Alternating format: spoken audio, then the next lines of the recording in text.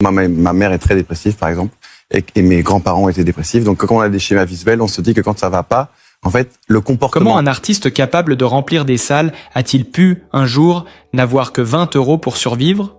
Le silence pèse, comme si l'aveu brûlait encore. Dans l'ombre d'un succès que tout le monde croit comprendre, Kinvi avançait autrefois sur un fil invisible, pris entre la honte de demander de l'aide et la peur de s'effondrer. Ses proches ne le savent pas encore, mais derrière les sourires et les refrains qui font danser, il vit chaque mois avec ce billet unique, donné par celle qui partage sa vie et élève 3 enfants. Il pense que c'est normal, que la galère fait partie de lui, que c'est peut-être ça, être adulte. Mais une question demeure, plus lourde que toutes les autres. Comment un homme qui fera bientôt chanter la France entière a-t-il pu croire qu'il ne méritait rien de plus que la survie? Et pourtant, comment cet homme, devenu l'un des visages les plus populaires de la scène française, a-t-il transformé ses années d'ombre en une ascension fulgurante? Car derrière le nom Kinv, star des dance floors depuis, à l'horizontale et auteur de multiples disques de platine, se cache un parcours que personne n'aurait imaginé. Comment un homme promis au projecteur a-t-il pu descendre si bas sans que personne ne s'en aperçoive? Dès cet instant, l'histoire de Kinvi cesse d'être celle d'une star, pour devenir celle d'un être humain qui a longtemps avancé. En silence, le cœur serré, le regard planté dans un quotidien qui le dépassait. À l'époque, rien n'annonçait les tubes, ni les salles combles, ni les refrains qui feraient danser toute une génération. Il n'y avait que la débrouille, la fatigue, et cette sensation étrange de ne jamais être vraiment à sa place, comme si le monde allait trop vite, toujours un peu trop loin pour lui. Il raconte ces années comme on avoue une blessure qu'on a trop longtemps cachée. Ses parents ne peuvent ne plus l'aider, lui qui a grandi dans une famille modeste, où la galère n'était pas un mot abstrait, mais une réalité quotidienne, presque un décor permanent. La musique, à ce moment-là, ne lui rapporte rien. Pas un centime pour respirer, pour avancer, pour espérer. Il joue dans des bars, dans des soirées, où personne ne connaît encore son nom, et où parfois, entre 2 notes, il se demande s'il doit arrêter, renoncer, chercher un travail normal. Mais quelque chose en lui refuse de céder. Ce n'est pas de la fierté, pas vraiment. C'est plus discret, presque fragile. Un petit fil de lumière qu'il suit malgré tout, comme si sa vie en dépendait. Puis il trouve refuge chez sa compagne, une femme déjà mère de 3 enfants, qui lui ouvre sa porte alors que lui-même n'a plus grand-chose à offrir. Il en parle avec une pudeur immense, conscient que sans elle, il aurait peut-être glissé encore plus bas. Elle lui donne 20 € par mois. Pas par mesquinerie, pas par contrôle, mais parce qu'elle ne peut pas faire davantage. 20 € pour vivre, pour tenir, pour acheter un peu d'essence ou un ticket de bus. 20 € qui deviennent à mesure du monde, son horizon économique, son seul espace de liberté. Il dit qu'il pensait que c'était normal. Et cette phrase, dans sa bouche, résonne comme une confession bouleversante. Lui qui a connu la galère enfant, puis la galère seul, croyait que la vie était faite ainsi, d'efforts qui ne paient jamais, de rêves qui s'effilochent, d'espoirs qui font mal. Il ne voit pas qu'il est en train de s'éteindre petit à petit. Il ne voit pas qu'il se coupe du monde, qu'il se renferme, qu'il s'habitue au manque au point de ne plus se reconnaître. La dépression, à cette époque, n'est pas un mot qu'il prononce, mais elle s'insinue dans ses journées, dans son silence, dans ces moments où il s'assoit sur le bord de son lit, sans savoir comment affronter la journée qui arrive. Autour de lui, personne ne devine vraiment l'étendue de la tempête intérieure. Les artistes, avant de devenir des noms, sont souvent des silhouettes qui se débattent avec la vie. Kinvi, comme tant d'autres, a traversé ces années dans une forme de solitude sourde, où l'on parle peu, où l'on sourit pour rassurer, où l'on minimise sa douleur parce qu'on a appris depuis longtemps que se plaindre ne sert à rien. Il pense qu'il doit se débrouiller seul, qu'il doit encaisser ce que le destin lui impose. La musique, pourtant, est là, comme un refuge fragile. Il écrit, il compose, il cherche des sons, il remplit des cahiers de phrases que personne ne lit encore. Cette part de lui, la plus intime, la plus vulnérable, est la seule qui lui donne un peu d'air. Et puis, il y a cette honte qu'il porte sans jamais la dire. Honte de ne pas pouvoir offrir plus à la femme qui le soutient. Honte d'être un poids, de ne pas ramener d'argent à la maison, de ne pas être utile. C'est une honte silencieuse, de celle qui ronge en les hommes et les femmes qui essaient de tenir debout, malgré tout. Ceux qui ont plus de 45 ans le savent. La vie frappe parfois à des moments où l'on croyait enfin sortir la tête de l'eau. On croit avoir compris comment survivre et soudain tout s'effondre. Mais ce qui frappe le plus dans le récit de Kien Vi, ce n'est pas seulement la pauvreté matérielle, c'est la pauvreté émotionnelle, celle qui vous isole du monde. Il croit vraiment que sa situation est banale, qu'elle ne mérite ni compassion ni alarme. C'est peut-être là le plus triste, s'habituer à souffrir au point de penser que c'est la normalité. Il avance, tête baissée, en se disant que la vie est faite de galères, comme si aucune autre trajectoire n'était possible pour lui. Et pourtant, au milieu de cette obscurité, quelque chose change. Lentement, insensiblement. Une phrase qu'on lui dit, un ami qui l'encourage, un titre qui commence timidement à circuler dans une discothèque. Personne ne le sait encore, mais la roue tourne, imperceptiblement. Un DJ passe son morceau, une salle réagit, une vidéo commence à se partager. À l'horizontale, puis j'aimerais trop. Ce sont des étincelles, d'abord fragiles, puis de plus en plus nombreuses, comme si le monde commençait enfin à entendre la voix de ce garçon qui s'était longtemps senti invisible. Ce contraste-là est saisissant. Passer de 20 € par mois à des tournées qui remplissent de minimes des salles, des milliers de personnes chantant son nom, des albums certifiés platine, des refrains que la France entière reconnaît dès la première seconde. Mais Kien Vi ne renie jamais les années d'ombre. Au contraire, il dit que c'est là, dans cette survie quotidienne, qu'il a compris ce qu'il voulait vraiment. Il a compris que l'argent n'était pas un moteur, que son moteur, c'était la musique. Et peut-être aussi la reconnaissance simple, presque douce, d'exister enfin aux yeux du monde. Il ne cherche pas à embellir son passé, ni à dramatiser. Il raconte avec une honnêteté rare, presque désarmée. Et c'est précisément cette sincérité qui touche. On comprend alors que la gloire n'efface pas les blessures, qu'une star peut avoir connu la honte, la solitude, la peur de manquer, que derrière les lumières, il y a toujours une part d'ombre, que même lorsque la réussite arrive, on reste marqué par ces années où tout semblait impossible. Et une autre question émerge, subtile, presque murmure, jusqu'où aurait-il pu tomber si la musique n'avait pas fini par le sauver? Et pourtant, alors qu'il pense encore n'être qu'un survivant discret dans un monde trop vaste pour lui, un événement inattendu va bouleverser sa trajectoire. Comment un homme habitué à compter chaque pièce peut-il soudain se retrouver propulsé sous les projecteurs? C'est là que le destin s'accélère, presque brutalement, comme si toutes les années de silence avaient donc décidé de s'ouvrir d'un seul coup. En 2008, un titre change tout. À l'horizontale. Une chanson qu'il avait imaginée sans y croire totalement, un morceau né de ce mélange de légèreté et de frustration, d'envie de rire et d'envie de fuir. Il ne sait pas encore que ce refrain va devenir un phénomène, que des milliers de jeunes vont l'entendre en discothèque et le reprendre sans même connaître son visage. L'effet est immédiat. Le titre tourne partout. On l'appelle pour des dates qu'il n'avait jamais rêvées. Les nuits passées à douter semblent soudain s'effacer devant la frénésie du public. Avec une simplicité désarmante, il raconte encore aujourd'hui à quel point il a été surpris par cette vague qui l'a emporté. Lui qui vivait avec presque rien, se retrouve, en l'espace de quelques mois, à signer des contrats qu'il n'ose même pas regarder sans se demander s'il ne va pas se réveiller. Les chiffres gonflent vite. Trop vite peut-être. Je suis passé de 200 € à 6 chiffres sur mon compte, confie-t-il.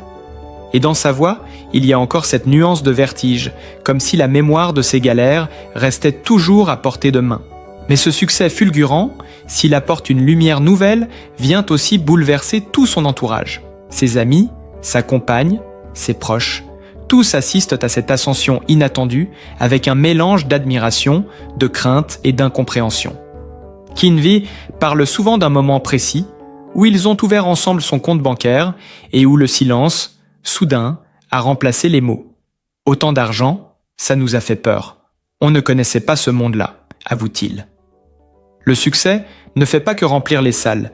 Il confronte chacun à des questions nouvelles, des responsabilités imprévues, une pression qui s'ajoute à l'excitation. Comment gérer autant d'argent quand on n'a jamais vraiment appris à en avoir? Comment trouver sa place quand le monde autour de vous change plus vite que vous-même? Pour Kien Vi, la réponse se trouve dans ses souvenirs les plus intimes, ceux qui piquent encore mais qui lui servent d'ancrage. Il n'a jamais oublié d'où il vient. Une famille modeste, marquée par les crédits, par les fins de mois compliquées, par ces repas parfois improvisés où l'on fait semblant que tout va bien. Il raconte sans détour ces années où ses parents, malgré leurs efforts, ont vu leur santé se fissurer sous le poids des dettes. La pauvreté chez lui n'était pas un concept théorique, mais une réalité qu'on porte comme un manteau usé. Mes parents se sont fait avoir par les crédits. Ça a beaucoup joué sur leur santé. On n'a pas toujours mangé comme il fallait, mais je les remercie parce que ça a été une belle leçon de vie. Et dans cette phrase, il n'y a ni colère ni reproche. Il y a une gratitude profonde, presque tendre, car ces difficultés ont forgé en lui une humilité solide, un rapport simple à l'argent, loin de la démesure que certains associent à la célébrité. Même lorsque les 6 chiffres apparaissent sur son compte, il ne se laisse pas griser.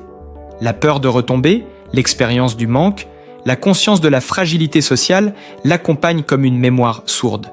Il sait que tout peut s'arrêter, que le succès n'est jamais garanti, que la lumière peut s'éteindre sans prévenir. Et cela, paradoxalement, devient sa force. Ce qui touche dans son récit, c'est cette lucidité rare, presque douce, qu'il porte sur sa propre histoire. Il ne raconte pas son ascension comme une revanche, ni comme un miracle, mais comme un tournant qu'il n'avait pas anticipé et qu'il a dû apprivoiser. Il se voit encore dans sa petite chambre, avec ses 20 € mensuels, et il mesure chaque jour la distance parcourue. Pourtant, il ne renie rien. Il garde les pieds sur terre parce qu'il a appris à vivre avec presque rien. Parce que les privations de son enfance lui ont enseigné la valeur réelle des choses, bien au-delà des chiffres affichés sur un écran. Le plus émouvant, sans doute, c'est la manière dont il relie son passé à ses choix actuels. Lorsqu'il dit que l'argent n'est pas un moteur dans sa vie, ce n'est pas une formule. C'est une vérité intime. Pour lui, la musique n'a jamais été un moyen d'accéder au luxe ou à la réussite matérielle.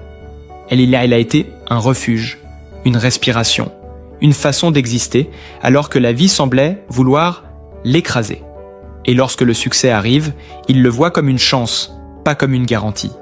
Une chance d'aider sa famille, de rendre à ses parents ce qu'ils lui ont donné sans rien avoir, de ne jamais revivre ces mois où 20 € décidaient de tout. Dans le regard de Kinvey, on sent encore parfois l'enfant qui observait ses parents se démener pour joindre les deux bouts, qui voyait les factures à payer s'empiler, qui observait les mines fatiguées et les inquiétudes tues pour ne pas l'effrayer. Cette mémoire-là, il la porte au cœur même de sa réussite. Elle lui rappelle de ne pas se perdre, de ne pas céder aux tentations de la célébrité, de rester connecté à ces valeurs simples qui ont façonné l'homme qu'il est devenu. Et cette ascension, aussi fulgurante soit-elle, n'est jamais racontée comme une simple success story.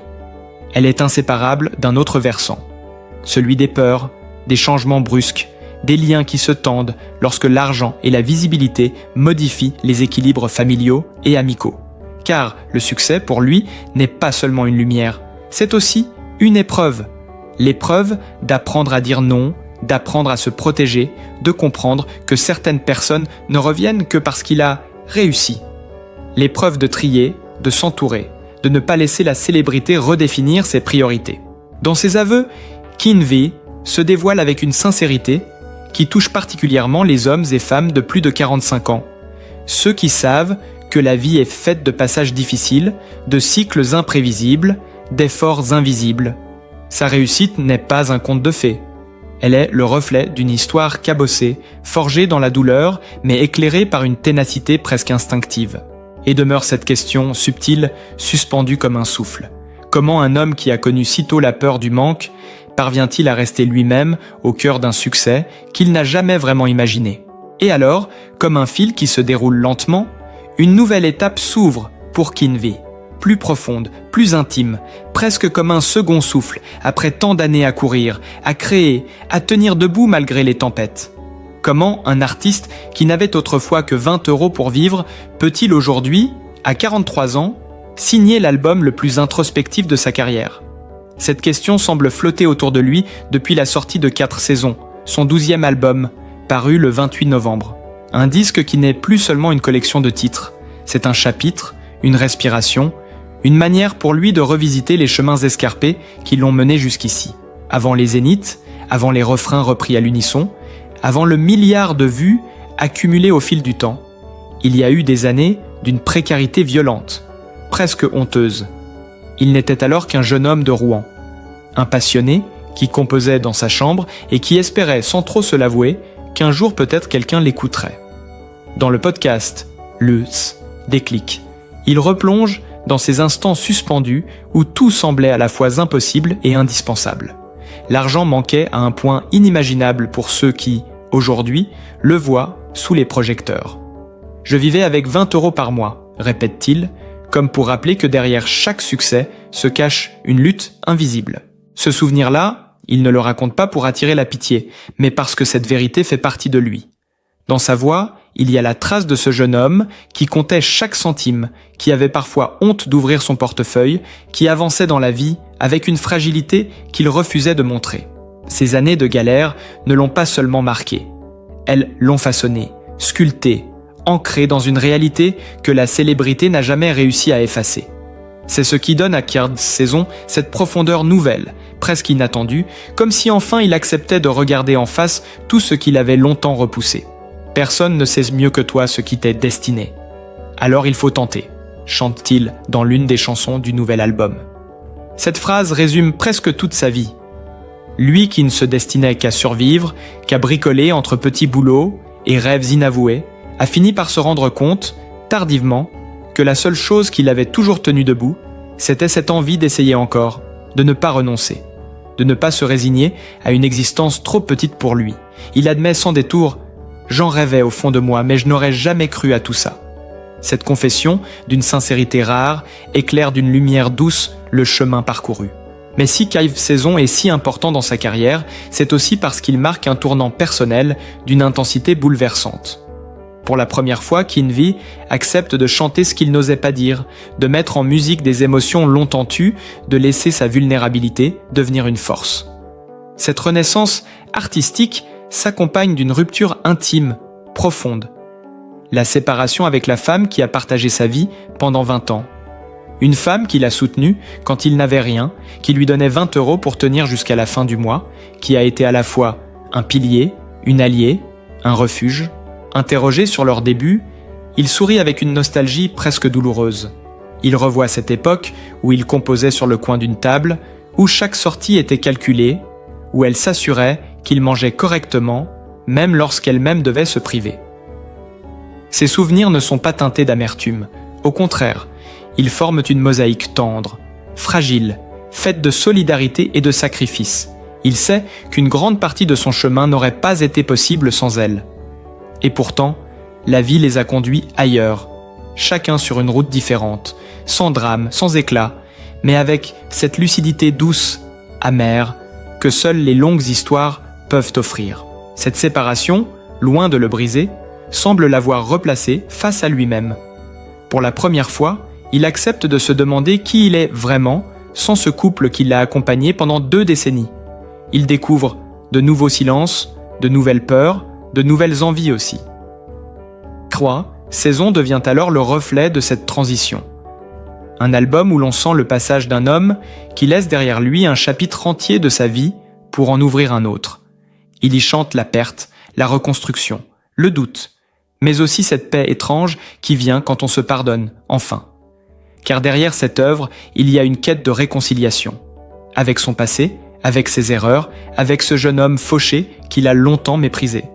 Et peut-être même avec celui qu'il devient aujourd'hui. Kinvi ne parle pas de renaissance comme d'un triomphe. Il en parle comme d'un mouvement lent, patient, presque discret. Une manière de se réapprendre.